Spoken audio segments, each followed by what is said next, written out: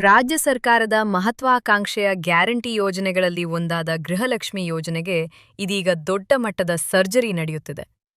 ಯೋಜನೆಯ ಹಣ ನಿಜವಾದ ಅರ್ಹ ಮಹಿಳೆಯರ ಕೈ ಸೇರಬೇಕು ಎಂಬ ಉದ್ದೇಶದಿಂದ ಮಹಿಳಾ ಮತ್ತು ಮಕ್ಕಳ ಅಭಿವೃದ್ಧಿ ಇಲಾಖೆ ರಾಜ್ಯಾದ್ಯಂತ ವ್ಯಾಪಕ ಪರಿಶೀಲನೆ ನಡೆಸಿದ್ದು, ಅದರ ಫಲವಾಗಿ ಸುಮಾರು 4.30 ಲಕ್ಷ ಫಲಾನುಭವಿಗಳ ಹೆಸರನ್ನು ಪಟ್ಟಿಯಿಂದ ತೆಗೆದುಹಾಕಲಾಗಿದೆ. ಈ ಕ್ರಮದ ಹಿಂದೆ ದೊಡ್ಡ ಕಾರಣವೇನೆಂದರೆ, ಮೃತಪಟ್ಟವರ ಖಾತೆಗಳಿಗೆ ಸಹ ನಿರಂತರವಾಗಿ ಹಣ ಜಮೆಯಾಗುತ್ತಿರುವುದು ಹಾಗೂ ಅನರ್ಹರು ಯೋಜನೆಯ ಲಾಭ ಪಡೆಯುತ್ತಿರುವುದು. ರಾಜ್ಯದಲ್ಲಿ ಗೃಹಲಕ್ಷ್ಮಿ ಯೋಜನೆಯಡಿ 1,20,00,000ಕ್ಕೂ ಅಧಿಕ ಮಹಿಳೆಯರು ಪ್ರತಿ ತಿಂಗಳು 2,000 ರೂಪಾಯಿ ಪಡೆಯುತ್ತಿದ್ದಾರೆ. ಆದರೆ ಮನೆ ಮನೆಗೆ ತೆರಳಿ ಆಶಾ ಕಾರ್ಯಕರ್ತೆಯರು, ಅಂಗನವಾಡಿ ಕಾರ್ಯಕರ್ತೆಯರು ಹಾಗೂ ಇಲಾಖೆಯ ಸಿಬ್ಬಂದಿ ನಡೆಸಿದ ಸಮೀಕ್ಷೆಯಲ್ಲಿ ಅಚ್ಚರಿಯ ಮಾಹಿತಿಗಳು ಬೆಳಕಿಗೆ ಬಂದಿವೆ. ಸಾವಿರಾರು ಮಹಿಳೆಯರು ಮೃತಪಟ್ಟಿದ್ದರೂ ಅವರ ಬ್ಯಾಂಕ್ ಖಾತೆಗಳಿಗೆ ಸರ್ಕಾರದ ಹಣ ಜಮೆಯಾಗುತ್ತಿತ್ತು.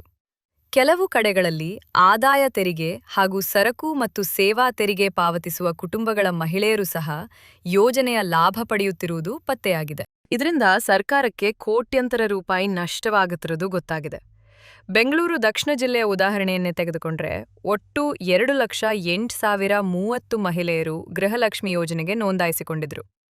ಇಲಾಖೆಯ ಪರಿಶೀಲನೆಯಲ್ಲಿ 6,624 ಮಂದಿ ಈಗಾಗಲೇ ಮೃತಪಟ್ಟಿದ್ದರೂ ಅವರ ಖಾತೆಗಳಿಗೆ ಹಣ ಹೋಗುತ್ತಿರುವುದು ಪತ್ತೆಯಾಗಿದೆ. ಇದರ ಜೊತೆಗೆ ಆದಾಯ ತೆರಿಗೆ ಮತ್ತು ಸರಕು ಹಾಗೂ ಸೇವಾ ತೆರಿಗೆ ಪಾವತಿಸುವ ಸುಮಾರು 4,800 ಫಲಾನುಭವಿಗಳು ಯೋಜನೆಯ ಪಟ್ಟಿಯಲ್ಲೇ ಇದ್ದರು. ಆಧಾರ್ ಜೋಡಣೆ ಮಾಡಿಸದ 1,295 ಮಂದಿಯೂ ಯೋಜನೆಯ ಸೌಲಭ್ಯ ಪಡೆಯುತ್ತಿದ್ದರು. ಹೀಗಾಗಿ ಒಟ್ಟು 12,719 ಮಹಿಳೆಯರನ್ನು ಅನರ್ಹರೆಂದು ಗುರುತಿಸಿ ಪಟ್ಟಿಯಿಂದ ಕೈಬಿಡಲಾಗಿದೆ. ಕನಕಪುರ ಭಾಗದಲ್ಲೇ 3,058 ಮೃತ ಫಲಾನುಭವಿಗಳ ಖಾತೆಗಳಿಗೆ ಹಣ ಜಮೆಯಾಗಿರುವುದು ಅಧಿಕಾರಿಗಳನ್ನು ಬೆಚ್ಚಿಬೀಳಿಸಿದೆ. ಈ ಎಲ್ಲ ಬೆಳವಣಿಗೆಗಳ ನಂತರ ಸರ್ಕಾರ ಈಗ ಬಯೋಮೆಟ್ರಿಕ್ ಪರಿಶೀಲನೆಯನ್ನು ಕಡ್ಡಾಯಗೊಳಿಸಲು ಮುಂದಾಗಿದೆ. ಅಂದರೆ ಇನ್ನು ಮುಂದೆ ಗೃಹಲಕ್ಷ್ಮಿ ಯೋಜನೆಯ ಹಣ ಪಡೆಯಬೇಕಾದರೆ ಫಲಾನುಭವಿಗಳು ತಮ್ಮ ಹೆಬ್ಬೆರಳಿನ ಗುರುತು, ಕಣ್ಣಿನ ಸ್ಕ್ಯಾನ್ ಅಥವಾ ಮುಖ ಗುರುತಿನ ಮೂಲಕ ತಮ್ಮ ಜೀವಂತಿಕೆಯನ್ನು ಹಾಗೂ ಅರ್ಹತೆಯನ್ನು ದೃಢೀಕರಿಸಬೇಕಾಗುತ್ತದೆ. ಸರ್ಕಾರದ ಲೆಕ್ಕದಲ್ಲಿ ಈ ಕ್ರಮದಿಂದ ನಕಲಿ ಫಲಾನುಭವಿಗಳಿಗೆ ಕಡಿವಾಣ ಬೀಳಲಿದೆ. ಜೊತೆಗೆ ಮೃತಪಟ್ಟವರ ಹೆಸರಿನಲ್ಲಿ ನಡೆಯುತ್ತಿರುವ ಹಣದ ದುರ್ಬಳಕೆ ಕೂಡ ಸಂಪೂರ್ಣವಾಗಿ ನಿಲ್ಲಲಿದೆ. ಫಲಾನುಭವಿಗಳಿಗೆ ತೊಂದರೆ ಆಗದಂತೆ ರಾಜ್ಯದಾದ್ಯಂತ ಬೆಂಗಳೂರು 1, ಗ್ರಾಮ 1, ಕರ್ನಾಟಕ 1, ಬಾಪೂಜಿ ಸೇವಾ ಕೇಂದ್ರ ಹಾಗೂ ಸಾಮಾನ್ಯ ಸೇವಾ ಕೇಂದ್ರಗಳಲ್ಲಿ ಬಯೋಮೆಟ್ರಿಕ್ ಪ್ರಕ್ರಿಯೆ ಪೂರ್ಣಗೊಳಿಸಲು ಅವಕಾಶ ಕಲ್ಪಿಸಲಾಗಿದೆ. ಈ ವೇಳೆ ಆಧಾರ್ ಕಾರ್ಡ್ ಹಾಗೂ ಗೃಹಲಕ್ಷ್ಮಿ ಗುರುತಿನ ಚೀಟಿಯನ್ನು ಕಡ್ಡಾಯವಾಗಿ ತೆಗೆದುಕೊಂಡು ಹೋಗಬೇಕಾಗುತ್ತದೆ. ಪರಿಶಿಷ್ಟ ಜಾತಿ ಮತ್ತು ಪರಿಶಿಷ್ಟ ಪಂಗಡದ ಮಹಿಳೆಯರು ತಮ್ಮ ಜಾತಿ ಪ್ರಮಾಣಪತ್ರದಲ್ಲಿರುವ ಸಂಬಂಧಿತ ಸಂಖ್ಯೆಯ ಮಾಹಿತಿಯನ್ನು ನೀಡಬೇಕಾಗುತ್ತದೆ. ಈ ಎಲ್ಲಾ ಪ್ರಕ್ರಿಯೆ ಯಶಸ್ವಿಯಾಗಿ ಪೂರ್ಣಗೊಂಡ ನಂತರವೇ ಮುಂದಿನ ತಿಂಗಳ ಹಣ ಖಾತೆಗೆ ಜಮೆಯಾಗಲಿದೆ ಎಂದು ಇಲಾಖೆ ಸ್ಪಷ್ಟಪಡಿಸಿದೆ. ಸರ್ಕಾರದ ಈ ಕ್ರಮಕ್ಕೆ ಜನರಿಂದ ಮಿಶ್ರ ಪ್ರತಿಕ್ರಿಯೆ ವ್ಯಕ್ತವಾಗುತ್ತಿದೆ. ಹಲವರು ಹಣ ಸರಿಯಾಗಿ ಬರುತ್ತಿದ್ದರೆ ನಾವು ಮತ್ತೊಮ್ಮೆ ಬಯೋಮೆಟ್ರಿಕ್ ಕೊಟ್ಟರೂ ಪರವಾಗಿಲ್ಲ ಎಂದು ಹೇಳುತ್ತಿದ್ದಾರೆ.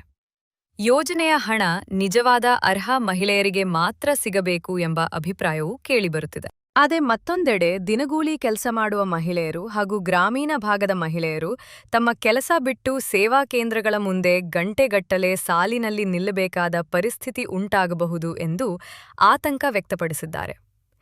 ಈಗಾಗಲೇ ಅನೇಕ ಸೇವಾ ಕೇಂದ್ರಗಳಲ್ಲಿ ಜನಸಂದಣಿ ಹೆಚ್ಚಿರುವ ಕಾರಣ ಸಮಯ ವ್ಯರ್ಥವಾಗುವ ಸಾಧ್ಯತೆಯೂ ಇದೆ ಎಂದು ಮಹಿಳೆಯರು ಹೇಳುತ್ತಿದ್ದಾರೆ.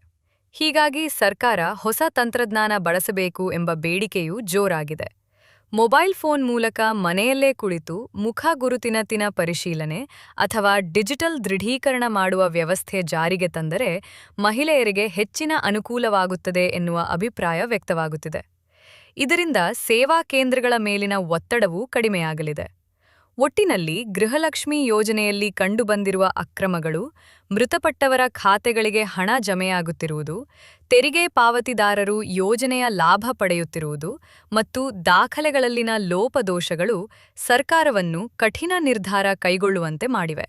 ಸುಮಾರು 4.30 ಲಕ್ಷ ಹೆಸರುಗಳನ್ನು ಪಟ್ಟಿಯಿಂದ ಕೈಬಿಡುವ ಮೂಲಕ ಸರ್ಕಾರ 100 ಕೋಟಿ ರೂಪಾಯಿ ಉಳಿತಾಯ ಮಾಡುವ ನಿರೀಕ್ಷೆಯಲ್ಲಿದೆ. ಆದರೆ ಈ ಹೊಸ ನಿಯಮಗಳು ನಿಜವಾದ ಫಲಾನುಭವಿಗಳಿಗೆ ತೊಂದರೆ ಆಗದಂತೆ ಸುಲಭ ಹಾಗೂ ವೇಗದ ವ್ಯವಸ್ಥೆ ಕಲ್ಪಿಸುವುದು ಸರ್ಕಾರದ ಮುಂದಿರುವ ದೊಡ್ಡ ಸವಾಲಾಗಿದೆ. ಯೋಜನೆಯ ಉದ್ದೇಶ ಒಳ್ಳೆಯದಾದರೂ ಅದರ ಅನುಷ್ಠಾನ ಜನಸ್ನೇಹಿಯಾಗಿದ್ದಾಗ ಮಾತ್ರ ಗೃಹಲಕ್ಷ್ಮಿಯರಿಗೆ ನಿಜವಾದ ಲಾಭ ಸಿಗಲಿದೆ ಎಂಬ ಮಾತು ಸಾರ್ವಜನಿಕ ವಲಯದಲ್ಲಿ ಕೇಳಿಬರುತ್ತಿದೆ.